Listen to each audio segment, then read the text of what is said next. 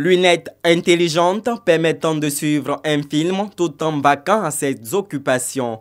Écran de télévision tactile manipulable sans télécommande.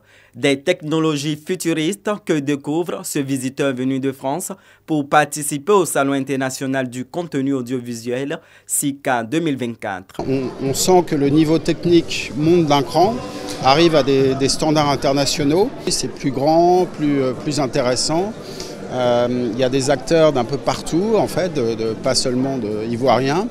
Donc c'est intéressant au niveau des échanges. Ça nous permet aussi de comprendre un petit peu les tendances actuelles. Au stand du ministère de la Communication, un parcours immersif retrace l'évolution de l'audiovisuel des premiers postes de télévision aux dernières avancées numériques, offrant aux participants un aperçu du passé, du présent et du futur du secteur en perpétuelle transformation.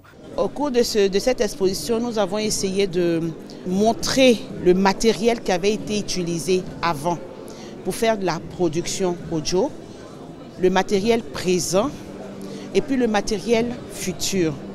Il a aussi également été question de rendre hommage aux pionniers et aux figures emblématiques qui ont quand même impacté ou influencé l'espace audiovisuel de la Côte d'Ivoire.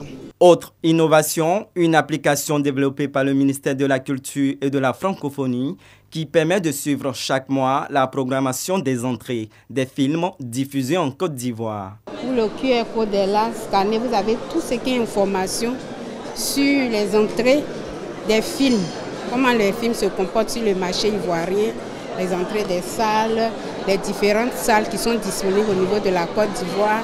Le SICA 2024 se veut un rendez-vous d'échange entre les acteurs du domaine. Pour les jeunes passionnés d'audiovisuel, ce salon représente bien plus qu'une simple exposition. C'est l'occasion de rencontrer des professionnels, de poser des questions et de plonger dans le monde de la production et de la technologie audiovisuelle. Aujourd'hui, je suis venue au SICA pour voir un peu comment est-ce que ça se passe, comment est-ce que le salon se déroule et les différents participants.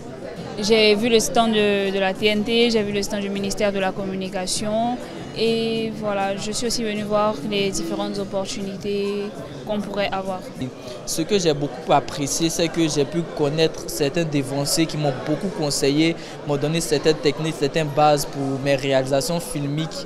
Le SICA 2024 s'affirme comme un moteur de réflexion et d'innovation pour le secteur audiovisuel en Afrique, accueillant ceux qui imaginent des contenus de demain et ceux qui souhaitent en comprendre les rouages.